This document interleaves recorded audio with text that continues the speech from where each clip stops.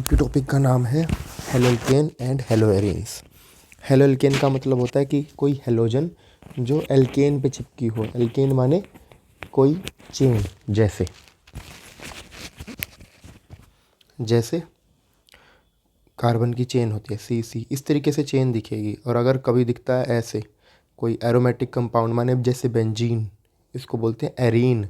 अगर कोई हेलोजन चिपकी हो, हेलो का मतलब होता है halogen, fluorine, chlorine, bromine, iodine. Bromine iodine लगभग दिखती नहीं, फ्लोरीन दिखती नहीं, लेस रिएक्टिव होती हैं। क्लोरीन तुमको मेजोरिटी मिले क्योंकि CCl की बॉन्ड पोलर होती है। आगे चल करके इसको डिस्कस करेंगे। मेजोरिटी हम क्लोरीन देखेंगे, जैसे क्लोरीन लगी हो सकता हो फ्लोरीन भी लगी हो। अगर डायरेक्ट चिपकी है इसको बोलते हैं हेलो एरीन्स। ये पेज पढ़ने का नहीं है, वैसे पढ़ लें तो अच्छी बात है, काम का है नहीं। पहला टॉपिक लिखा है मोनो हेलो एल्केन। मोनो का मतलब होता है सिंगल, हेलो मतलब हेलोजन, एल्केन मतलब चेन। कि अगर सिर्फ एक हेलोजन लगे जैसे Cl, हो सकता हो ऐसे Br, सिर्फ एक हेलोजन लगी है तो उसको बोलते हैं मोनो हेलो एल्केन। और अगर दो लगी हैं तो उसको बोलते हैं डाई हेलो एल्केन। हो सकता हो सेम हो सकता हो डिफरेंट हो। क्लोरीन क्लोरीन भी हो सकती थी, पास पास हो सकती थी, दूर दूर हो सकती थी, उससे कोई फ़र्क नहीं पड़ता। फिर लिखा ट्राई हेलोल्केन, एक साथ तीन लगेंगे सी। हो सकता हो कहीं भी हो, जरूरी नहीं है बिल्कुल एडजेसेंट हो, दूर दूर भी हो सकती है, सेम हो सकती है, डिफरेंट हो सकते हैं, उसको बोलते हैं ट्राई हेलोल्केन। ऐसे ही मोनो हेलोएरिन, मान हेलोजन चिपकी होगी लेकिन बेंजीन पर। बेंजीन के अलावा और भी एरोमेटिक कंपाउंड हो सकते थे। क्लास क्या 11th के अंदर हमने इसको पढ़ा है, एरोमेटिक कंपाउंड। जिसने नहीं पढ़ा तो उसको अच्छे से पढ़ ले, इस साल वैसे काम नहीं आएगा। तो अभी एरीन का मतलब समझे कि बेंजीन, कहीं भी बेंजीन दिखती है तो उसको एरीन समझे। ट्राई हेलोरिन का मतलब होता है तीन हेलोजन दिखेंगी, एक साथ दिख सकती हैं, दूर दूर दिख सकती हैं, और कैसे भी हो सकती है। अब इसके बाद अपने को सीखना है डिग्री। डिग्री का मतलब होता है जैसे C, जिस कार्बन पर हेलोजन हो सकता हो क्लोरीन हो, फ्लोरीन हो, ब्रोमीन हो, उस कार्बन पर कितने और कार्बन चिपके। जैसे अभी इस कार्बन पर और कोई कार्बन नहीं है तो इसकी कोई डिग्री नहीं है, 0 डिग्री, मतलब एक भी कार्बन अटैच नहीं है। बाई चांस ऐसे होता Cl, यहाँ पे H होता, यहाँ पे H होता। अब चेक करो, इस कार्बन पर हेलोजन है, इसके पड़ोसी गिनो बिल्कुल एडजेसेंट। ये नहीं काउंट कर सकते, इसको नहीं काउंट करना, सिर्फ कार्बन गिनो बिल्कुल एडजेसेंट चिपकी हुई। एक कार्बन चिपके इसलिए इसका नाम है 1 डिग्री। बाई चांस ये क्वेश्चन ऐसे होता C, बाई चांस ऐसे होता तो क्या करते, तो भाई हेलोजन तो इस पर चिपका है। तो अब देखो इसके पास 1, 2 और एक 3, इसलिए इसको 3 डिग्री काउंट करो। इस पे देखते हैं, एक कार्बन एक कार्बन एक कार्बन, डायरेक्ट देखते हैं इससे कोई काम नहीं है, बड़ी दूर है। इस कार्बन पर डायरेक्ट सिर्फ 3 कार्बन चिपकी, इसलिए इसका नाम है 3 डिग्री। और 3 डिग्री को एक और नाम देते हैं जिसको बोलते हैं टर्शरी। 0 डिग्री को तो प्राइमरी, 1 को भी प्राइमरी, 2 को बोलते हैं सेकेंडरी, 3 को बोलते हैं टर्शरी। अब सीखो एलाइलिक हैलाइड। अब मैं एक साथ लिख देता हूँ, तंग करेगा otherwise.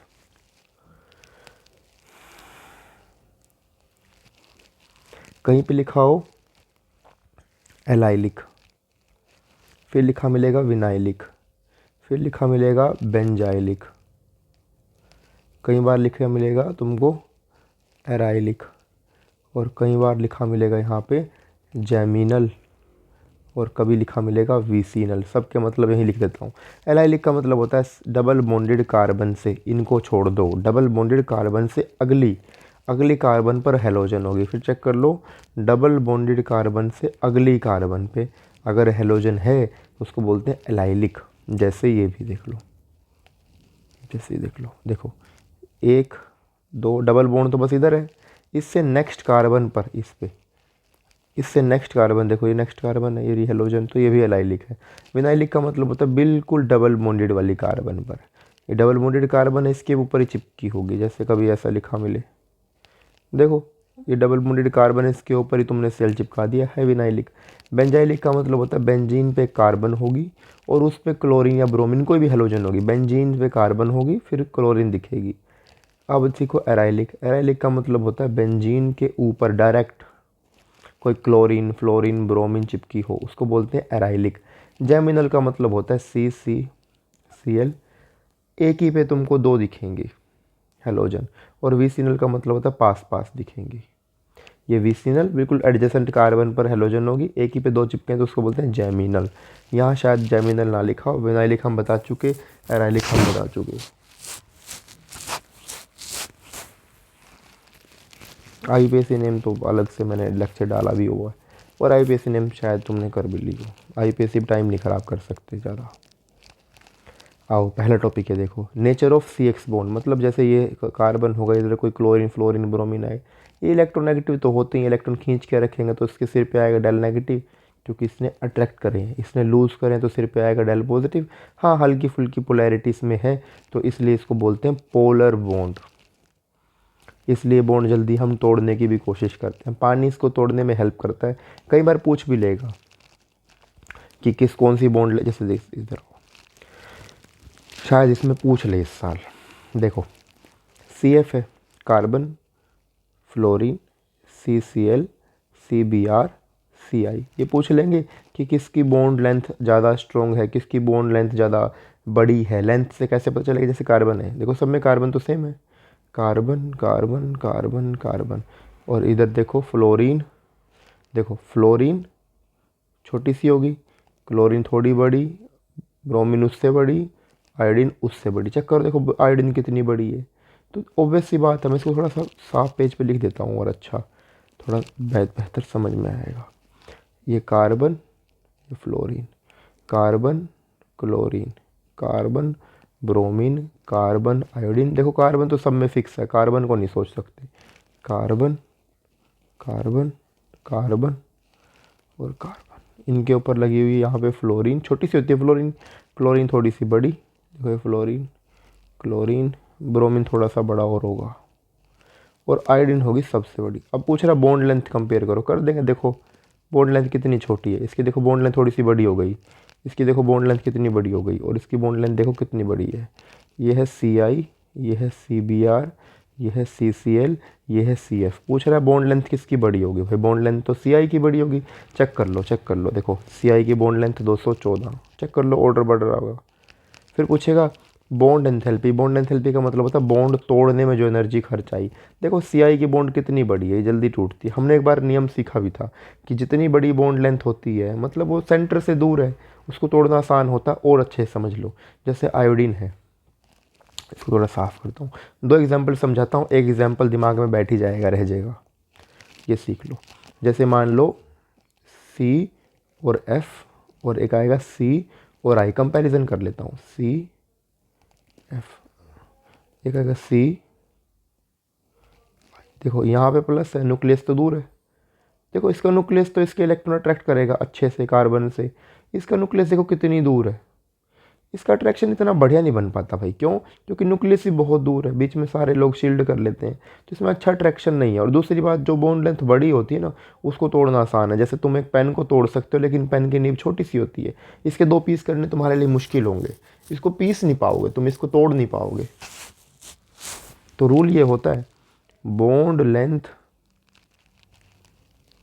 Inversely proportional to bond strength. अगर कोई लेंथ बड़ी है तो उसमें स्ट्रेंथ नहीं मिलेगी, जल्दी टूट जाएगी।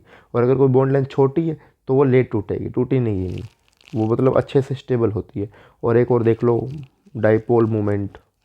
डाइपोल मोमेंट देखो CCl का ज़्यादा मिलेगा सबसे। चेक कर लो, सबसे ख़तरनाक डाइपोल मोमेंट इसी का ही है। इसका भी एक क्वेश्चन पूछा गया था, तो मैं इसको यहीं डिस्कस कर देता हूँ।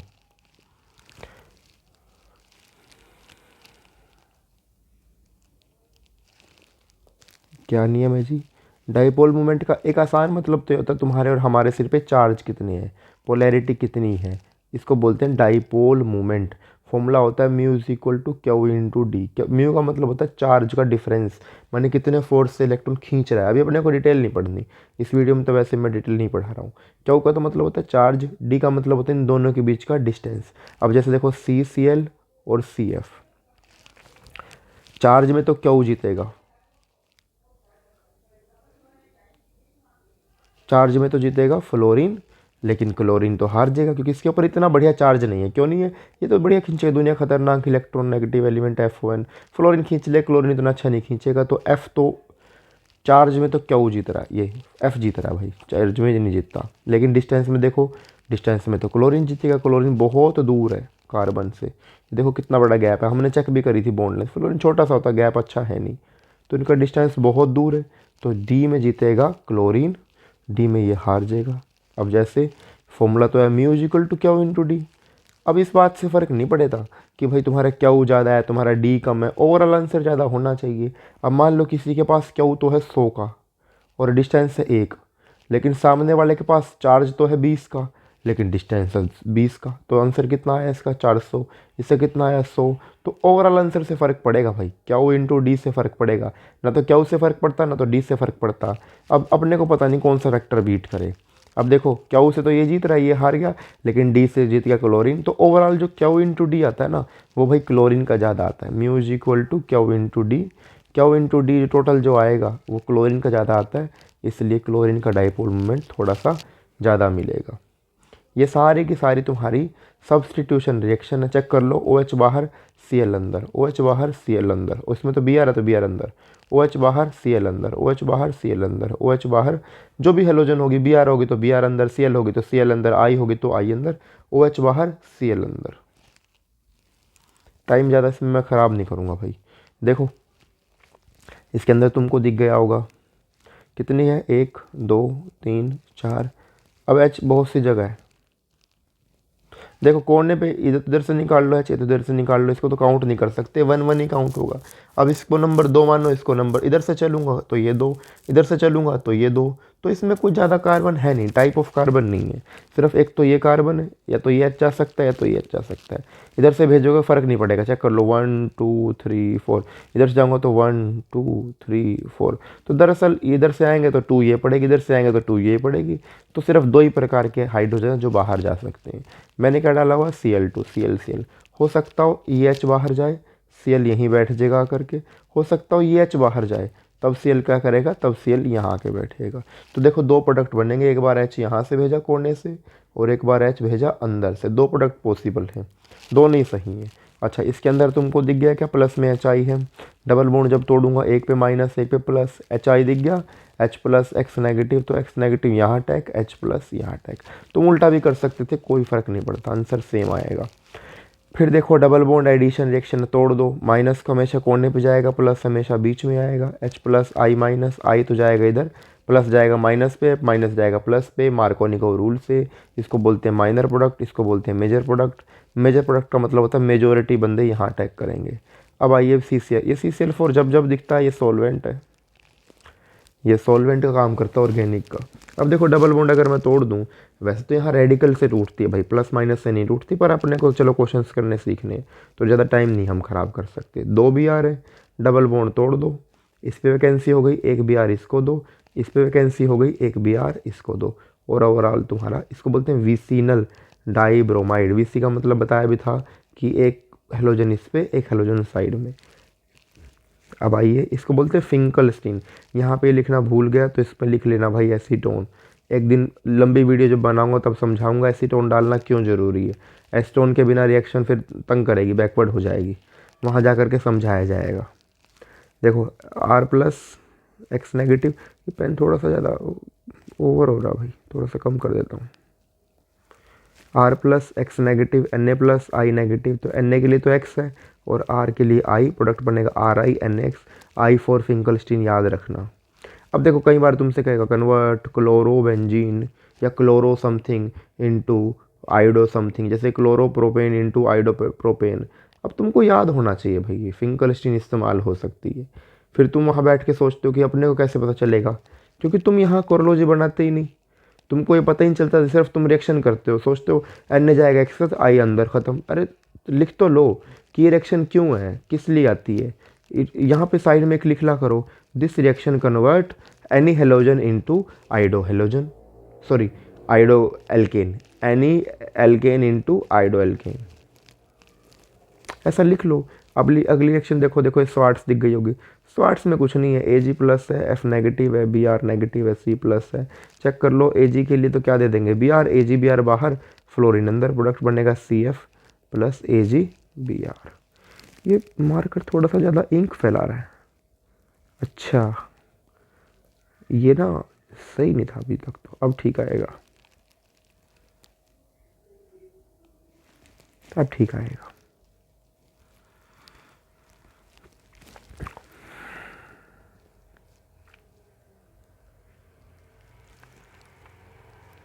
अब देखो यहाँ पे CH3, यहाँ पे लिखा है +Cl2, लिखा हुआ Fe डार्क। डार्क अगर तो लिखता ये UV लाइट, फिर तो हम रेडिकल मैकेनिज्म करते एच यहीं से भेज देते।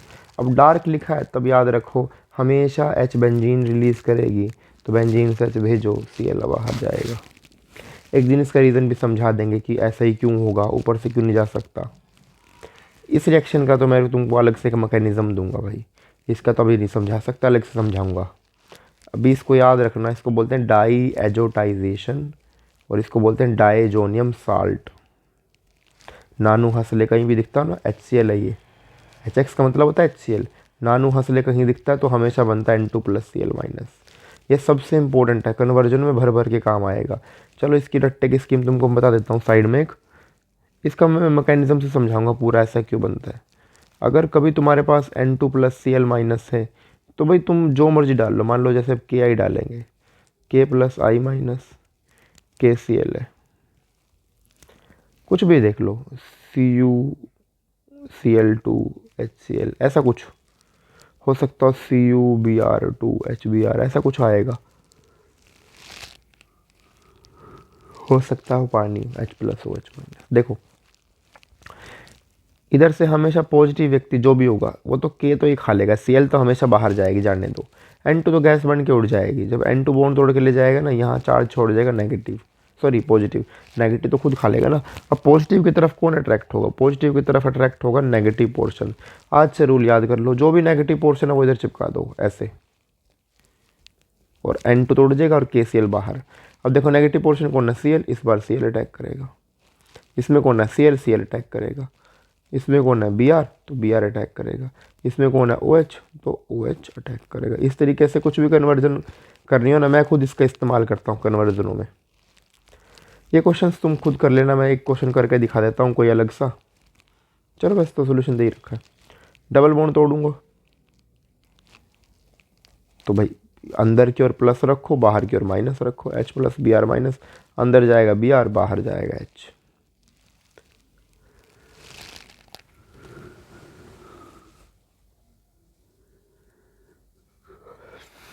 ये क्वेश्चन एक अच्छा ही करा देता हूँ। HCl दिख गया, OH बाहर जाएगा, H खा लेगा, OH मिलके H2 बनेगा और Cl अंदर जाएगा। अब देखो कौन सा H खाएगी, H, ये OH ये खाए कि दोनों खाए, तो या ये वाला खाएगा, ये नहीं खा सकता। क्यों नहीं खा सकता, क्योंकि भाई CH2 चेक करो, पाई सिग्मा सिग्मा रेजोनेंस ही नहीं है। लेकिन इसमें चेक करो, पाई सिग्मा लोन पेयर, यहाँ रेजोनेंस ऐसे डोनेट करेगा, यहाँ डबल बॉन्ड करेक्टर है, तो ये तोड़नी मुश्किल है, ये नहीं टूटती। ये तोड़नी आसान है, तो ये OH बाहर जाएगा और अंदर आएगा Cl, ये ऐसा बनेगा।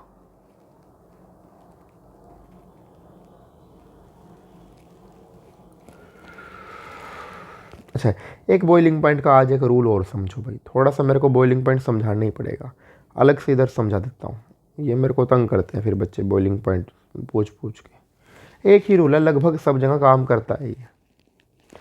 बॉइलिंग पॉइंट तुम सिर्फ एक चीज़ से नहीं देख सकते, बॉइलिंग पॉइंट देखने के बड़े टॉपिक्स हैं, बड़े सारे फैक्टर्स हैं जिन पे बॉइलिंग पॉइंट डिपेंड करता है। जैसे तुम हो, अब इस बात से थोड़ी फ़र्क पड़ेगा कि तुम 2 घंटे पढ़े थे तो टॉपी करोगे, 3 घंटे पढ़े थे तो टॉपी करोगे। सिर्फ टाइम आवर देना ज़रूरी नहीं है टॉप करने के लिए, 90% स्कोर करने के लिए। टाइम के साथ बहुत से फैक्टर काम करेंगे, तुम्हारे टीचर्स कौन है, यूट्यूब से पढ़ते हो कि नहीं पढ़ते हो, रिवीजन कितनी बार हुई थी, बुक कैसी ली थी, पेपर में चीटिंग हुई है कि नहीं हुई है। चीटिंग तो तुम कर ही लोगे वैसे, पेपर में चीटिंग हुई है कि नहीं हुई है, तो बड़े फैक्टर हैं नंबर हाईएस्ट लेने के। ये नहीं कह सकते कि सर देखो मैं 10 घंटे पढ़ता था तो मैं टॉप ही करूँगा ना। तो बॉइलिंग पॉइंट देखने का भाई बड़े फैक्टर है। ये नहीं कह देना कि सर इधर तो बॉइलिंग पॉइंट आपने इस रूल समझाया था, उधर कैसे बदल दिया। भाई बॉइलिंग पॉइंट के बड़े फैक्टर आएंगे। मैं मेजोरिटी कोशिश करूँगा कि हर चैप्टर में सेम ही रूल बताऊँ, तुमको कोई नया रूल ना बताऊँ क्या, कि तुमको याद करने में दिक्कत ना आए। पहला रूल तो ये होता है। अच्छा, बॉइलिंग का और मतलब सीख लो। बॉइलिंग का मतलब होता है जैसे पानी का तुमने कंटेनर लिया, पानी की एक ड्रॉप, फिर पानी की दूसरी ड्रॉप, फिर पानी की तीसरी ड्रॉप। मान लो तुमने पानी भर भर के लिया ड्रॉप, थोड़ा सा अच्छा बना दो क्या ड्रॉप को, लो ड्रॉप ड्रॉप ड्रॉप ड्रॉप, बढ़िया बनी है क्या, थोड़ी सी और बनाता हूँ बढ़िया। 1 2 3 4, देखो कितनी बढ़िया घोल बनी है, इसीलिए तो पैसे खर्च करें इसके ऊपर। अब देखो ये पानी की बूंद, पानी की बूंद, पानी की बूंद, पानी की बूंद, फॉर्मूला तो क्या होगा, H2O H2O H2O। अब इनके बीच में होगा एक फोर्स ऑफ अट्रैक्शन जिसको बोलते हैं वंडरवाल फोर्स ऑफ अट्रैक्शन। इसी का नाम है वंडरवाल फोर्स ऑफ अट्रैक्शन। इसी को तुम फिजिक्स में कह देते हो gravitational force of attraction, capital G। दो बॉडीज़ के बीच में लगने वाला फोर्स। अब इसको थोड़ा सा और अच्छे से समझ लो, नहीं तंग करोगे। H2O, दूसरी पानी की बूंद H2O। ये नहीं है, ये फोर्स ऑफ अट्रैक्शन नहीं है, ये तो कोवेलेंट बॉन्ड है। फोर्स ऑफ अट्रैक्शन दुनिया की हर दो बॉडीज़ के बीच में लगता है, तुम्हारे और मेरे बीच में भी लगता होगा, तुम्हारे और तुम्हारे घर के दरवाजे के बीच में लगता होगा, सब बॉडी के बीच में दो फोर्स ऑफ अट्रैक्शन है। अब ये नहीं कह देना कि मैं दरवाजे की तरफ क्यों नहीं अट्रैक्ट होता, वो इक्वल फोर्स होता लगभग। अब इस फोर्स का नाम है वंडरवाल फोर्स ऑफ अट्रैक्शन। अपने को यही तोड़ना होता है हीट देके। कभी सोचो कि सर मैं ये बॉन्ड तोड़ दूँ, कहना ये बॉन्ड नहीं तोड़ने, ये केमिकल प्रॉपर्टी है भाई, ये बॉन्ड नहीं तोड़ेंगे हम, ये बॉन्ड तोड़ेंगे, ये फोर्स ऑफ अट्रैक्शन तोड़ेंगे जो दो बॉडीज़ के बीच लगता है। अब मैं बार बार इसको लिख के दिखाऊंगा नहीं, मैं वैसे समझाऊंगा, याद रखना। तो ये वंडरवाल फोर्स ऑफ अट्रैक्शन है, अपने को यही फोर्स तोड़ता है। तो जो जल्दी तोड़ देगा वो जल्दी उबल जाएगा, जो लेट तोड़ेगा वो लेट उबलेगा। क्यों? क्योंकि अगर तुम इसको तोड़ोगे फिर ऊपर जाओगे, अब तोड़ ही नहीं पाओगे तो कैसे जाओगे भाई बॉइलिंग करने, तो ये तोड़ना पड़ेगा अपने को। अब पहला रूल क्या होता है, पहला रूल होता है बॉइलिंग पॉइंट का और इसी वंडरवाल फोर्स का, कि अगर वंडरवाल फोर्स अच्छा है तो बॉइलिंग पॉइंट भी ज़्यादा होगा। और ये कैसे डिसाइड करते हैं, डिसाइड करते हैं मास से। तुमने पढ़ा होगा जितना ज़्यादा मास होता है बॉडी के बीच में उतना ज़्यादा ग्रेविटेशनल फोर्स ऑफ अट्रैक्शन होता है। F=G m1 m2/r², ऐसा फॉर्मूला पढ़ा होगा। More the mass more will be the gravitational force और ये वंडरवाल फोर्स। पहला रूल होता है मास। जाते ही मास चेक कर लो, जैसे क्वेश्चन बाय चांस आए कि एक इथेन, एक प्रोपेन, एक ब्यूटेन, ऐसा क्वेश्चन आ जाए तब क्या करें। जैसे 1 2 1 2 3 1 2 3 4, जैसे भाई इसमें 4 कार्बन है, ये ज़्यादा भारी होगी।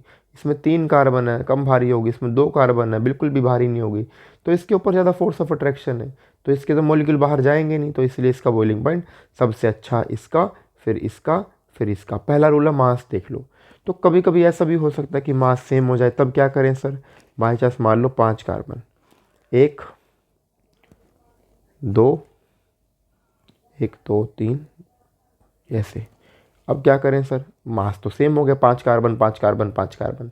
जब ऐसे क्वेश्चन आए कि मास हो जाए सेम, तब चेक किया करो कि इसके अंदर ब्रांच तो नहीं, कोई मॉलिक्यूल छोटा तो नहीं हो गया। क्योंकि अगर मॉलिक्यूल बड़े हैं तो भाई उसके अंदर ज़्यादा फोर्स ऑफ अट्रैक्शन होगा, उसके पास ज़्यादा एरिया है, ज़्यादा लोगों से बॉन्डिंग बना सकता है। बड़े जैसे मान लो कोई छोटी चीज़ है, ये कितने लोगों से घिर लेगी बाई चांस, 4 5। लेकिन अगर ये बॉल बड़ी होती तो ये ज़्यादा लोगों से घिर पाती। तो more the area more will be the van der Waals force. और इसका एरिया सबसे कम होता है, देखो इसके अंदर ब्रांच है ना, सर्कल, सर्कल का एरिया सबसे कम होता है। तो दूसरा रूल ये होता है बॉइलिंग पॉइंट चेक करने का, boiling point is inversely proportional to branch. अगर तुम्हारे अंदर ब्रांच है ना, तुम्हारा बॉइलिंग अच्छा नहीं है। देखो इसके अंदर ब्रांच है, इसका बॉइलिंग सबसे कम। इसमें एक ब्रांच है, इसका बॉइलिंग पॉइंट थोड़ा सा ठीक। इसमें एक भी ब्रांच नहीं है, तो इसका बॉइलिंग पॉइंट सबसे अच्छा, 1 फिर 2 फिर 3। तीसरा रूल होता है पोलैरिटी। अब पोलैरिटी इस वजह से चेक कर देता हूँ। पोलैरिटी तभी शायद आए नहीं, अल्कोहल में आए। कभी कभी हाइड्रोजन बॉन्डिंग भी देखनी पड़ती है। चेक कर लो, ब्रांच नहीं है, सबसे खतरनाक है ये। एक ब्रांच, इसमें कितनी, 2, सबसे कम इसी का मिलेगा, देख लो तो सबसे कम इसी का ही है। आगे देखो, फिर देख ला करो कभी कभी सिमिट्री, जैसे इसमें मास भी सेम है, ब्रांच भी देखो 2 1 2, ब्रांच चेक कर लो, ब्रांच सेम मास सेम। फिर क्या देख लो, फिर देख लो सिमिट्री किस में है। देखो इसके अंदर सिमिट्री है, मतलब तुम इससे काटोगे ना 50-50 कटेगा, और किसी में सिमिट्री नहीं है। इसलिए देखो इसके ये मेल्टिंग पॉइंट ज़्यादा है, देख लो। डेंसिटी का मतलब होता है भारीपन, मतलब कोई मास अपॉन वॉल्यूम, वो डिपेंड करेगा जी। मास पता होगा, वॉल्यूम पता होगा, तभी डेंसिटी निकालेंगे, अपने लिए नहीं है। सॉल्युबिलिटी का मतलब होता है घुलना। इमिसिबल, मेरे से आज किसी बच्चे ने पूछा भी था, मिसिबल का मतलब भी होता है घुलना, सोल्यूबल का मतलब भी होता है घुलना। इनसोल्यूबल का मतलब होता है जो ना घुले, और इमिसिबल भी उसी को कहते हैं जो ना घुले, इमिसिबल। ये इतने अच्छे पोलर नहीं है। देखो RCl, अगर तो तुम पानी के पास गए, जैसे पानी HOH, जैसे पानी के ऊपर होता है डेल्टा नेगेटिव, इसके ऊपर होता है डेल्टा नेगेटिव, इस पर डेल्टा पॉजिटिव, इस पर डेल्टा पॉजिटिव, ये अट्रैक्शन बनाने की कोशिश करेगा। अगर तो अट्रैक्शन स्ट्रॉन्ग है, बहुत ज़्यादा स्ट्रॉन्ग, इसको लगेगा कि पानी से अट्रैक्शन बढ़िया बन रहा है, तो ये क्या करता है, अगर इसको लगेगा ना इधर अट्रैक्शन अच्छा है, फोर्स अच्छा है, तो ये बॉन्ड तोड़ देगा। लेकिन अगर इसको लगेगा इधर अट्रैक्शन ही अच्छा नहीं, तो क्यों बॉन्ड तोड़ेगा। पानी RCl को तोड़ना तो चाहता है, हल्का फुल्का इस पर जोर भी लगाएगा, इसकी बॉन्ड वीक भी कर देगा, लेकिन भाई इसको तोड़ नहीं पाएगा। क्यों? क्योंकि यहाँ फोर्स ऑफ अट्रैक्शन अच्छा नहीं बनता इसका, ये बॉन्डिंग वीक रह जाती है, तो ये घुलती नहीं है इसके अंदर। लेकिन हाँ, ये बात सच है कि ये बॉन्ड हल्की फुल्की वीक कर देगा, तोड़ नहीं पाता। पूछता है क्यों नहीं तोड़ पाता, because the attraction of RCl with water is very weak, that is why it is not enough to break the bond. ऐसा रूल याद रखना। अब बॉइलिंग पॉइंट है भाई, इसमें तुम ऊपर के मेरे 2 लॉजिक लगा सकते हो, चलेगा। न्यूक्लियोफिलिक सब्स्टिट्यूशन में न्यूक्लियोफिल मतलब अंदर बाहर जाएंगे, और एलिमिनेशन में तुमको दिखेगा, जब जब एलिमिनेशन दिखेगा alcoholic KOH। Reaction with metal जैसे वुड्स रिएक्शन है, सोडियम वगैरह इस्तेमाल होता है, आगे जाके दिखाएंगे भी। ये वो रीजेंट्स है कि इनमें से कौन अटैक करने जाएगा। जनरली अंदर जाता है नेगेटिव पोर्शन अटैक करने, यही तो है। जैसे RCl है, मान लो KOH है, तो भाई देखो अंदर अटैक करने कौन जाएगा, Cl तो K को खा लेगी, KCl बाहर, OH अंदर, तो अटैक किसने करा, OH ने। तो ये देख लो अटैक करने कौन जाएगा, जैसे NaOH में से OH जाएगा, H2O को लिख सकते हो H प्लस OH माइनस, तो OH माइनस जाएगा। इसमें चेक कर लो O माइनस होता है, Na प्लस होता है, तो ये पूरा अटैक करने जाएगा।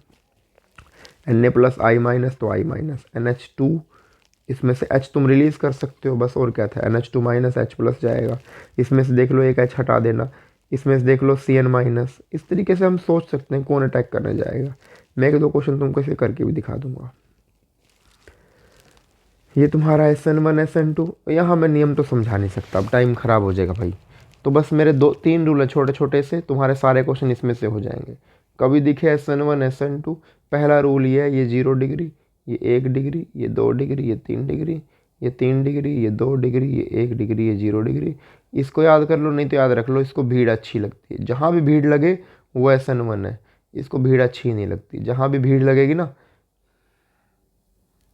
भीड़ नहीं अच्छी लगती, जहाँ भी कम भीड़ है वहाँ ये होगी।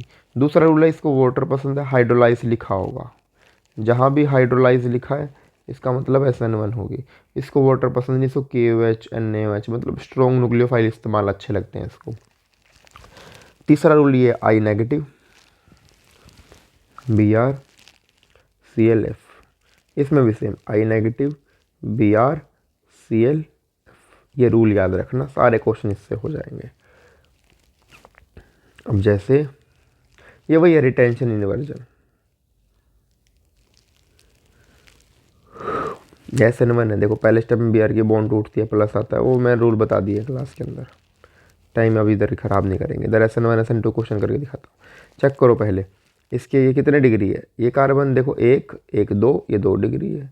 इसको देखो क्लोरीन इस पर चिपकी से इस पर चिपका सिर्फ 1 डिग्री, ये 1 डिग्री 2 डिग्री। अगर पूछा कौन सा, SN2 तो याद कर लो, SN2 को पहली बात भीड़ अच्छी नहीं लगती, ज़्यादा लोग अच्छे नहीं लगते, 2 डिग्री खराब, 1 डिग्री अच्छा।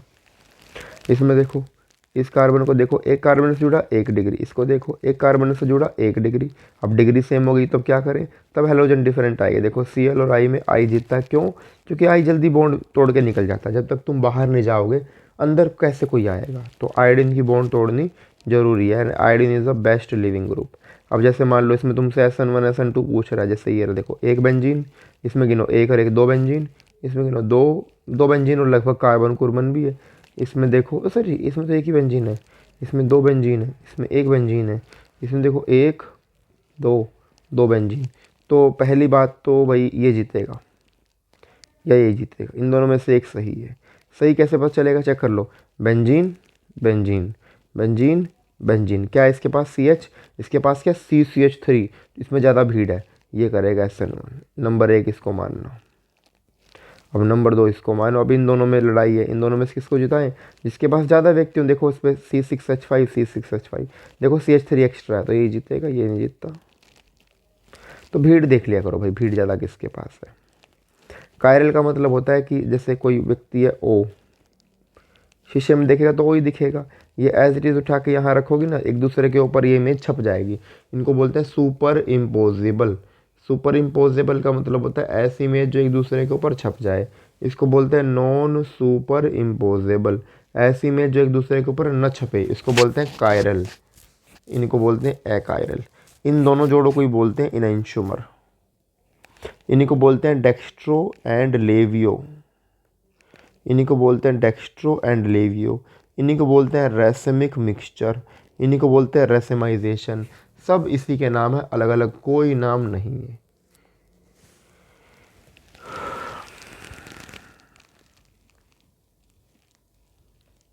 ये वही SN1 SN2 के भर भर के सवाल है।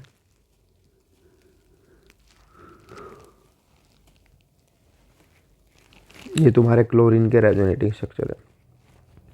पूछ भी लेगा कि एक तो CCl बॉन्ड है, एक पूछेगा ये बॉन्ड है, पूछेगा बॉन्ड लेंथ बड़ी कौन सी, देखो Cl है, लोन पेयर है, pi sigma negative, pi sigma lone pair, तो इधर तो रेजोनेंस है, ये डोनेट करेगा, तो इधर डबल बॉन्ड करेक्टर है। डबल बॉन्ड का मतलब होता है इसमें फोर्स ऑफ अट्रैक्शन अच्छा है, दो बॉन्ड बनाए हुए पास पास पड़े होंगे तो मॉलिक्यूल एक दूसरे की तरफ खींचे हुए होंगे। ये रट्टे की स्कीम बता रहा हूँ, खींचे होंगे तो इसकी बॉन्ड लेंथ छोटी है, पास पास है, और ये तो इसमें कोई रेजोनेंस नहीं, दूर दूर ही पड़े रहेंगे, इसमें बॉन्ड लेंथ बड़ी है। इसको बोलते हैं डो प्रोसेस। देखो Cl बाहर जाएगा, Na के साथ OH अंदर, इसका नाम है डो प्रोसेस। देखो इसमें H2 डाला हुआ है, H प्लस OH माइनस, तो H के लिए तो Cl है, और मैं कहाँ से कुछ लेता, H के लिए Cl ही बची, और अंदर जाएगा OH। इसको बोलते हैं 2,4,6 ट्राई नाइट्रोफिनॉल।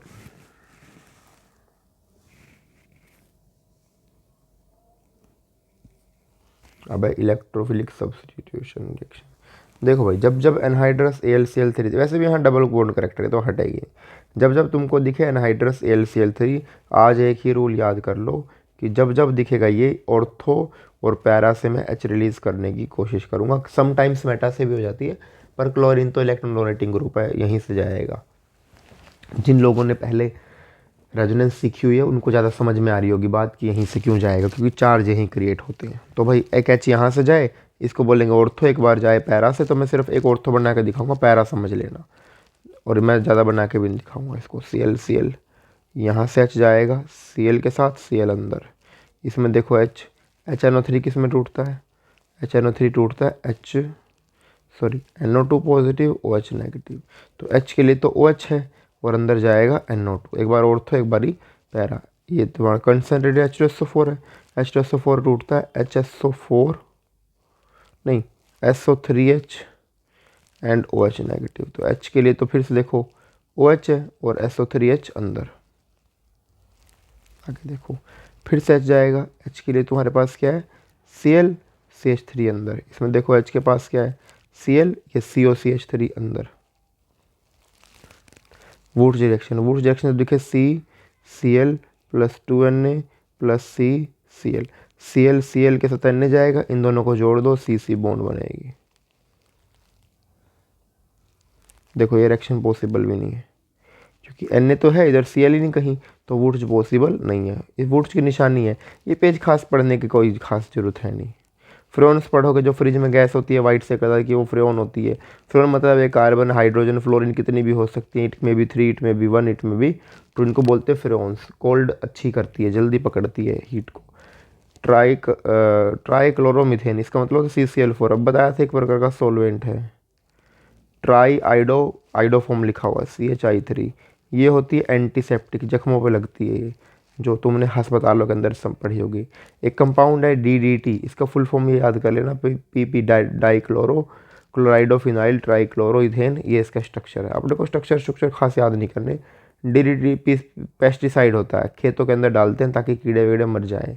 आजकल बैन कर दिए क्योंकि नॉन बायोडिग्रेडेबल, ख़त्म तो होता नहीं, ये हमेशा से बॉडी के अंदर रहता है, तो नुकसान करता है, पोल्यूशन करता है, इसलिए सरकार ने इसको बैन कर रखा है। मैंने बड़ा जल्दी वीडियो बनाने की कोशिश करी है भाई, तुम्हारा टाइम ना ज़्यादा